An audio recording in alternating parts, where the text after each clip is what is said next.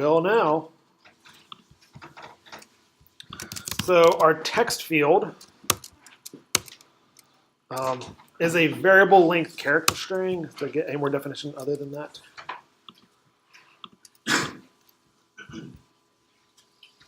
I guess I don't.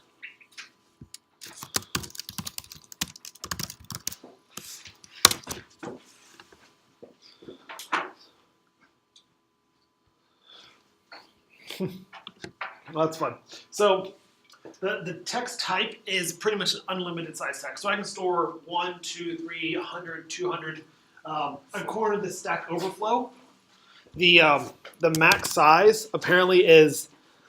I would imagine to be in the gigabytes range. It'll show the top. Yeah. There's a hard limit of a gig per a single column value. So in a text field, you can technically store a gig of text, which is a lot of text. So unlimited. But if we wanted to restrict that by saying, hey, this field can only be 10 characters long, then we need to use the varchar type and say, hey, this can only be 10. So if I try to insert something that's 11 characters long, it's going to actually throw an error and stop that query. It's also, the text type field is also very inefficient. Yes. Because it cannot store something that might grow to be a gigabyte next to things that will be very small. Mm-hmm. So when you have your numbers and your small bits of text, they tend to get stored on disk really close to each other. But the database is going to say, well, this text thing could be up to a gig. So it actually makes a special area to keep these huge bits of information. So when you're querying for data, text fields tend to be slower to access. Mm-hmm. So we don't tend to use those except for things like, oh, maybe the blog post, the body of the blog post might go in a text, but who posted it, the title of the blog post, those things will be kept in varchar fields because we want those to be fast to access. Mm-hmm. But when the blog post could be up to, no one's writing a gig, right, but up to tens of Ks or hundreds of Ks, right, then you would use a text field. So we tend to primarily actually use more varchars than we do texts.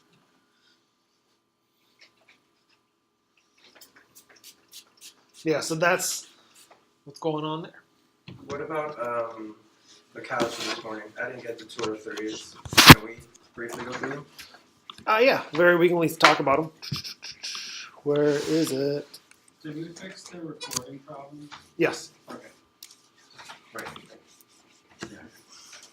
So this one, the ordering, you said? Yeah, that one. The easy ordering? Yep. So we didn't go over order by yesterday. Did anyone get this? Do you want to share your solution? Yeah, sure. Do you want to send it in Slack so we can look at it? And then you can explain your solution as well.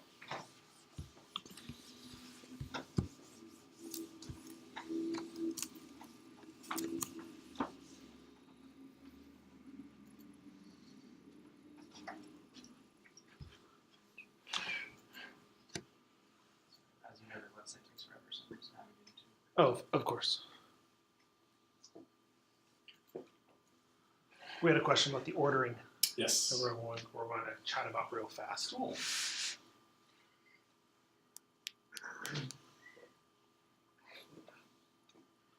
Thank you for getting the whiteboard. Yeah, that's cool. Woohoo! Clean whiteboard.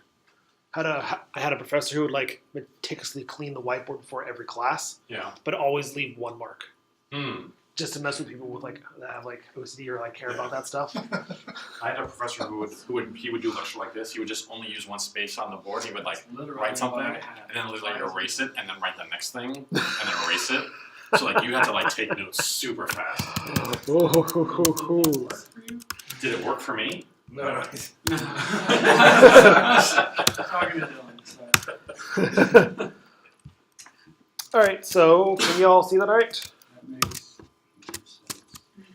All right, so walk us through this. The task is to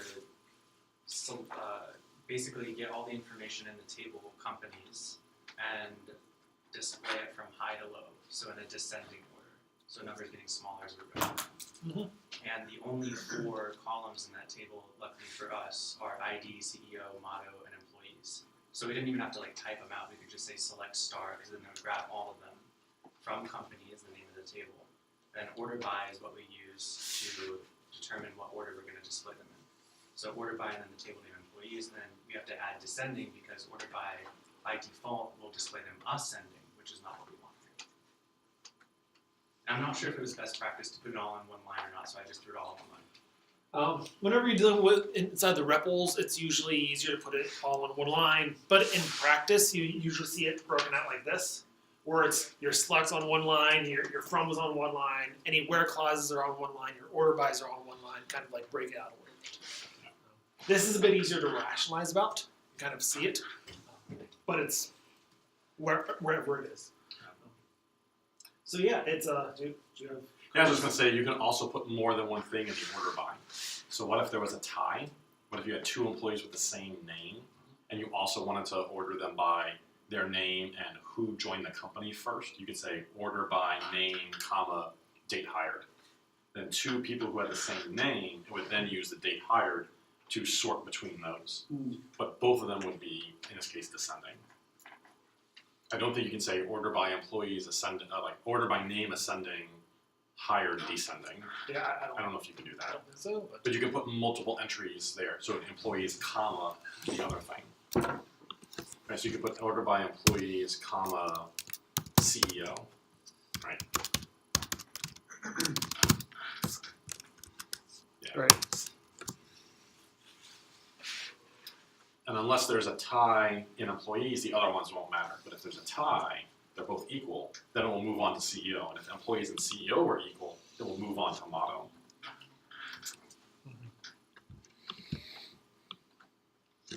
But I don't know if you can do like employees descending, comma, the CEO ascending. I don't know if So you can here, do that. I don't think so either. I've never had that as a use case. Yeah. But I don't see. Yeah, I don't know. So does that answer your question? Yeah. Yeah, I just recently found out that Code Wars has SQL katas, so I'm kind of curious to explore those.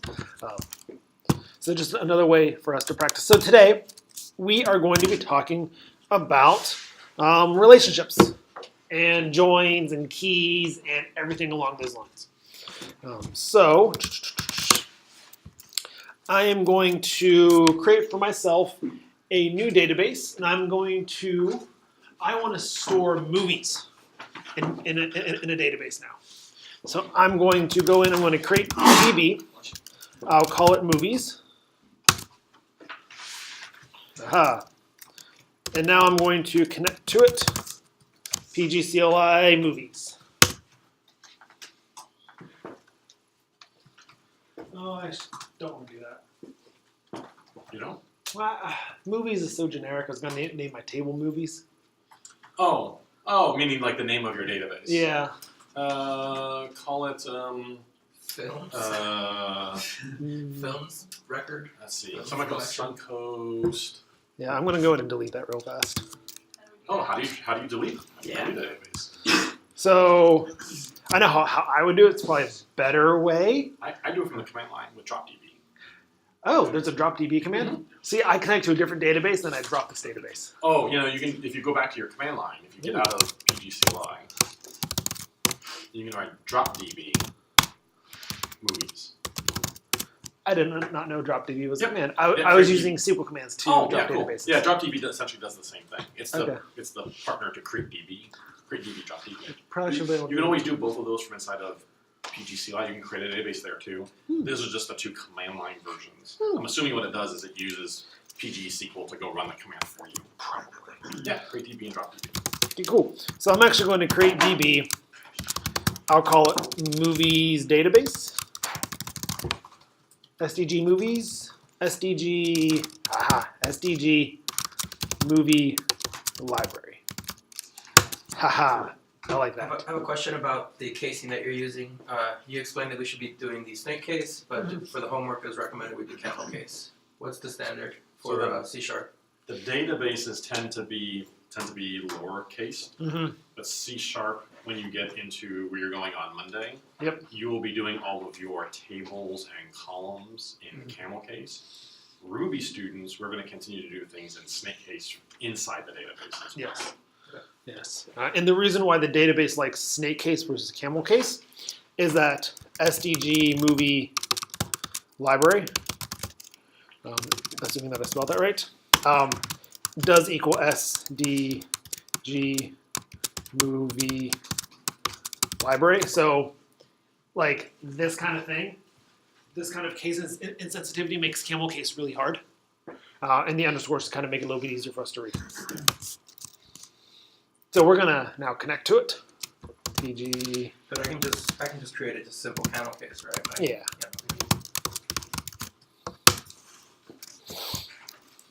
All right. So now we're in here. So now I want to store movies. But first, let's talk about an idea of something called a primary key. So in SQL, we know that we have rows, right? Each row is a unique point of data. In SQL, it's always good to have some way to uniquely identify that row.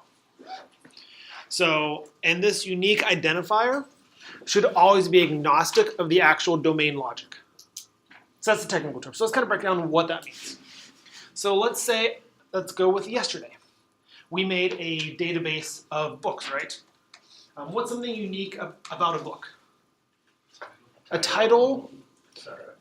Right. Publisher, published date. You know, published yep. year, number of So pages. yeah, that's kind of what we had. But a title, books usually have a unique title, right?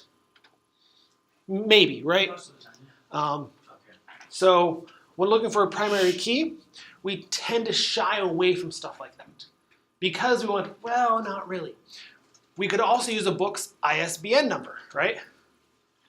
Well, that's still tied to the same domain logic. We don't know, even though probably we can almost guarantee that there's going to be unique, but that almost guarantee doesn't work for us.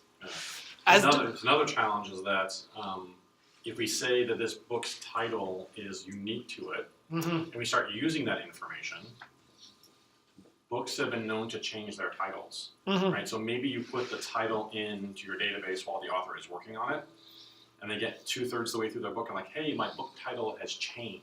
Yep. And if you use that to uniquely identify it and you use that identifier in other places, well, guess what?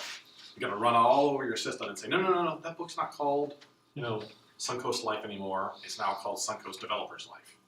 Right? So something you might think is unique is not unique. Yep.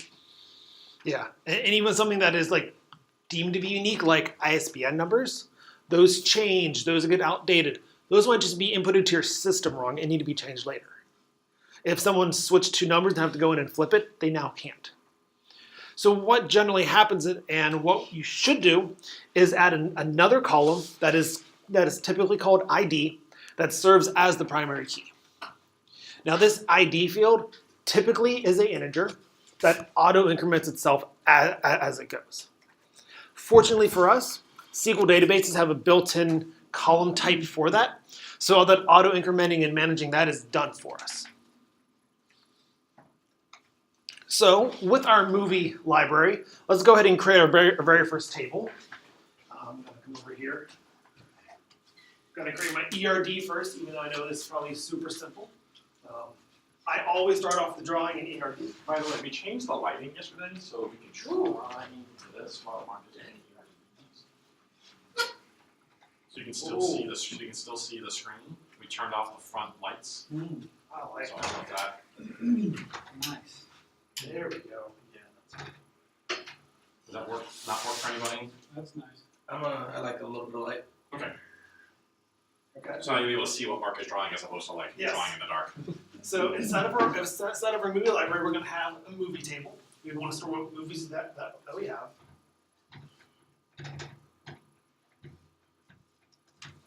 So what part of the movie do we have? We have what? A title. Yep. Probably a tagline. What else? Release date. Release date. What else? Director. Length. I'm gonna director, but I'm gonna asterisk this for later. The length of the movie. In length. That's a good starting point. We'll call it runtime. So now, in addition to all the stuff that we want to store, we also want to give it a ID. This ID, primary key, that's a key, believe it or not. So that just says that, hey, every movie is going to have a unique identifier, and that's how we're going to identify it. Do you ever go to a URL of like a site and it's like, /pages/contents ID equals like 1024? That's probably a primary key in a database somewhere. So that web page is loading up, making a call to an API, hey, give me this thing with an ID 1024. And that API is running a database query, select star from content where ID equals 1024. So IDs have to be unique per table. So in about 20 minutes, whenever we add a second table, we're also going to give that table a ID, and it's also going to have an ID 1, 2, 3, 4, 5. But as long as the IDs are unique per table, that's what we want. That's the goal. How are we feeling so far? All right, so let's go ahead and let's create this table. Create table, movies, and now the columns. We're going to have an ID. Now its type is something special. It is, what is it up to? Serial. There's 3 words here. It's a serial. It's a serial. Primary. Key. So those 3 things are designating that it is a auto-incrementing integer that is the primary key.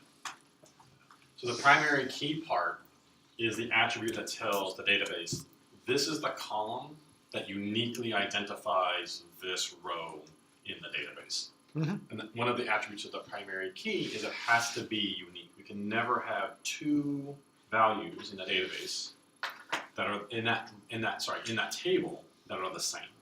Right? So if we had used the title of the movie, for instance, right, there could only ever be one movie called, Star Wars. Right? But we know that sometimes 2 movies have the same title, right? So that's not going to be unique. So this guarantees that this value will only ever be unique. So we'll only have one movie that has an ID 42. We'll never have 2 rows that have the same ID value. Mm-hmm. And the serial portion says to the database, hey, you don't give this value to me. I'm going to dole them out in a serial way. Right? The very first row gets a 1, and the next row gets a 2, right? And then so forth and so on. For every row that we put in, we're going to serially, in sequence, hand out these IDs. Yep. So I'm actually going to cheat a little bit. Nice. I have a create movie script already created for us somewhere. Nice. So this is also in the handbook. If you want, I will get the link and send it. Do we have to make a number for that? Does it for the ID serial? Nope. The key? Nope. So here's the table that I'm actually going to be creating. It's a bit simpler than that.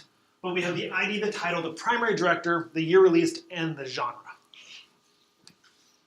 So the ID, again, it's a serial primary key. That's saying that, hey, it's going to auto-increment and it's going to be a number. It doesn't have to be its own thing. So Mark, there's something new in this that we haven't seen before for your title. Ooh, there is. Not null. Not null. So let's pretend we don't know what that is. Let's kind of use context clues. What do we think that means? We can't not have nothing in that. Right. So we can't have nothing, which means that it's required. We can't have Yeah, double negatives. Yeah. So I've said, hey, whenever I create a new movie, you also have to give me a title. At least a title. Everything else is optional. I can fill in the rest, but we need to have a title. That's another way for us to kind of put a layer of validation on our data. Now we can almost guarantee that our data is always going to have a title at least.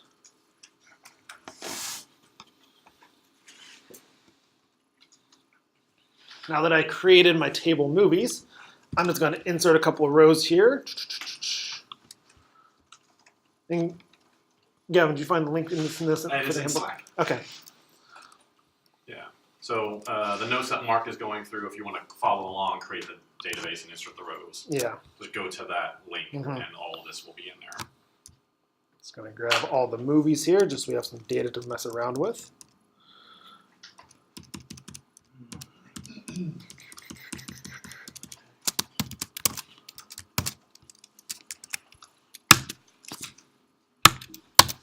Cool. Select star from movies.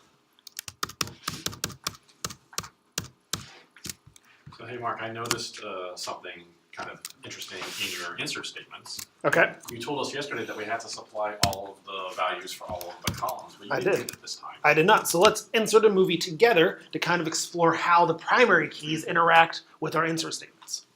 So the format for an insert statement, if we recall, insert into,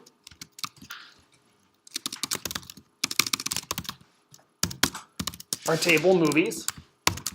Now we want to set the title, primary director, genre, and year released. So you notice how we're not setting the ID. Since our ID column is a serial primary key, that's us telling the database, hey database, you handle that column, whatever that is. So I'm not going to be setting it here. So here's a hot tip for you. You could specify it. So Mark could go in and say, hey, I'm going to go put in an ID and then give it a value. And maybe he puts in a value like 150. And that's going to be fine, except the database won't know that Mark has consumed that ID. And it will merely assign a movie with ID 150. And then when somebody else comes along and the person who inserts the movie after 149 is going to get a nice error. Right? Mm-hmm. And then they're going to hit reload and submit it again, and the error is going to go away. So often we see these kinds of issues where a student or a programmer says, no, I'm going to put the ID in myself. Maybe when you're putting in your seed data, like Mark was doing this, like I'm going to put a whole bunch of movies in. You will try and supply that ID, and the database won't stop you, because maybe there's a reason you want to do that. It won't prevent you. But generally, you do not. Mm-hmm. So I'm going to get rid of that. We're going to let the database do it for us. Yes. So values. What's someone's favorite movie?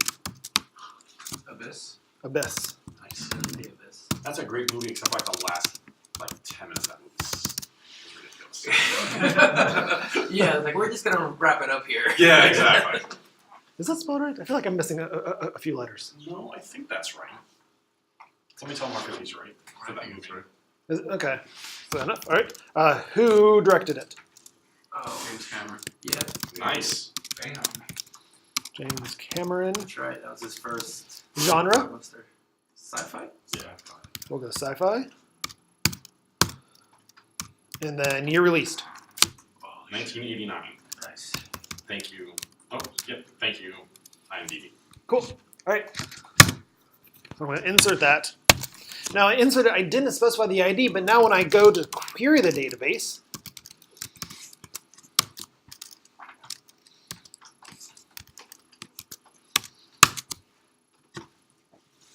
Abyss is now inserted. All of our data is there, but it gave it the ID of 15. It gave it the ID of 15 because that's the next one that was available. Okay.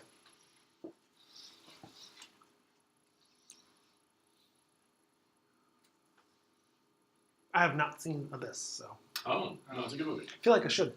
Good Yeah, very early, like a lot of like pioneering special effects in the Abyss. Yeah, It's a good movie. Good movie. You can't take your eyes off it. It's always developing, and it's really great. And Okay. the message at the end is great as well. Yeah. Okay. How are we feeling? I'm struggling. It's not working for me. What is the error that you're getting? Insert have more expressions than target columns. Okay, So probably what happened is you put more values in than you have in your 1, 2, 3, 4. 1, 2, 3, 4, 5. So you have 4 things. You have I 5. think this is what I missed. Oh, there you go. Yep. Yeah, so that whole like idea of parallel is for whatever columns you tell, you have to have one value. So you had one extra value in its values list. So I don't know. This doesn't seem to me, Mark, to have like added a whole lot of features to our app. Is there something we can do to like I don't know, use the ID to go query our data? Yeah.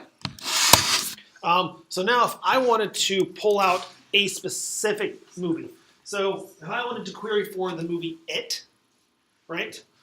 We have a problem. We have two It's. Which one do I actually want? So instead of having me to specify, oh, I want the It that came out in 1990, I can just say, hey, give me the It with the ID of 13. And now I can automatically only grab out just that one movie.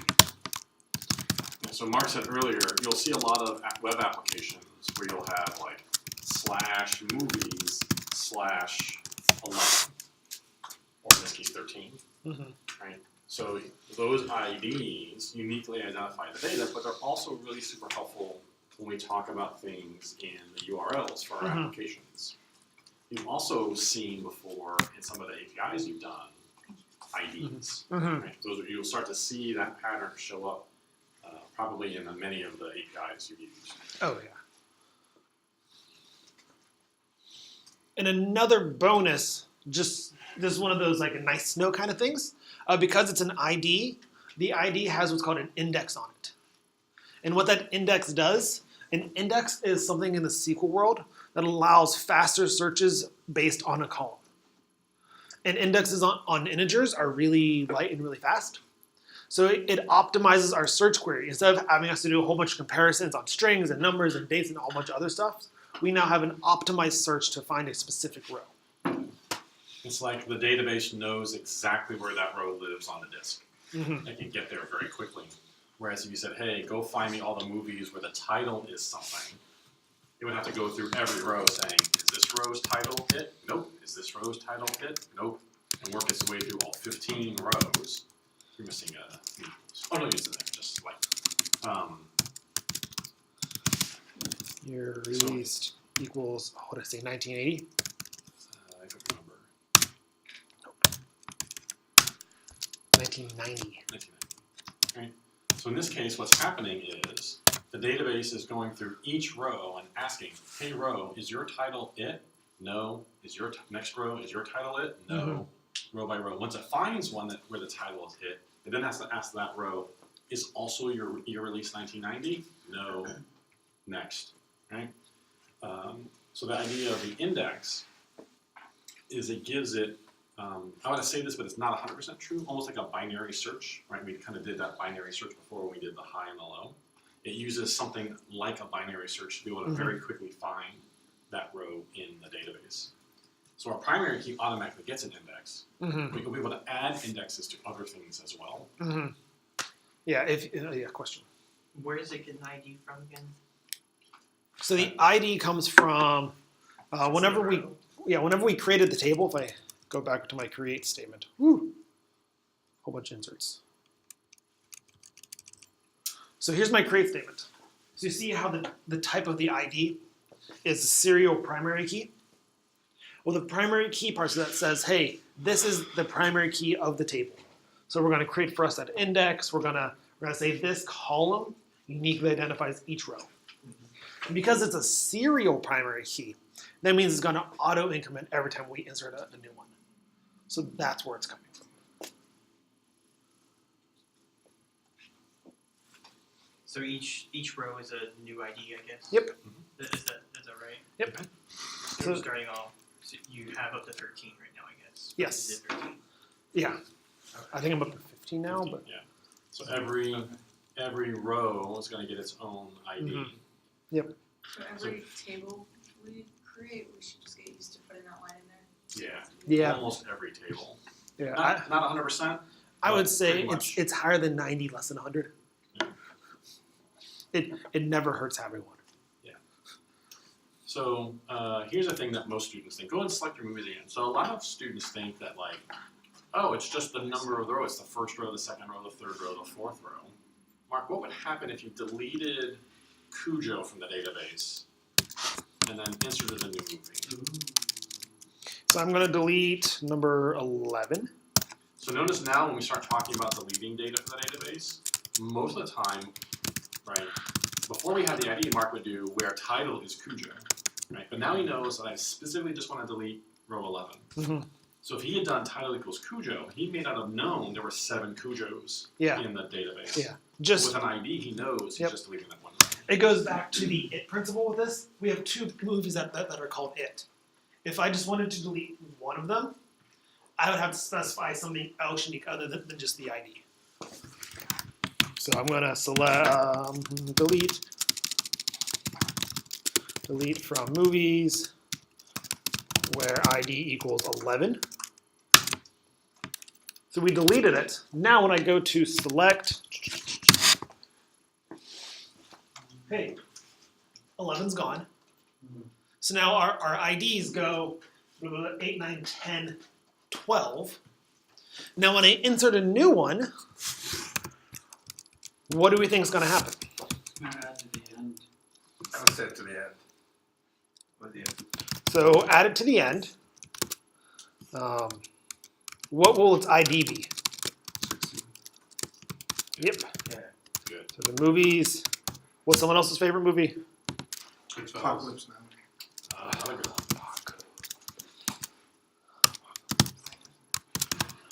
That's not right at all. Who directed it? Forget his name. Like Francis I know. Ford Coppola. Yeah. Martin Sheen? It's Oh shit, that was crazy. Forward.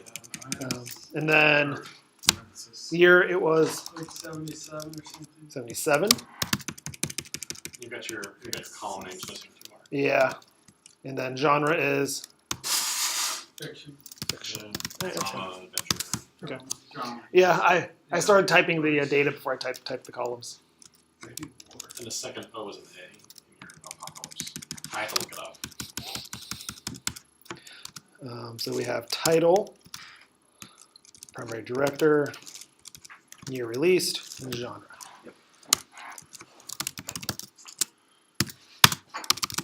Still not specifying a ID. I'm just saying here's my data. I don't care what ID it really becomes. I'm going to go to run this. And just as John said, its ID is now 16. Even though 11 is still technically freed up, and we could insert something that has the ID of 11, we shouldn't, and we don't want to manage that for our database.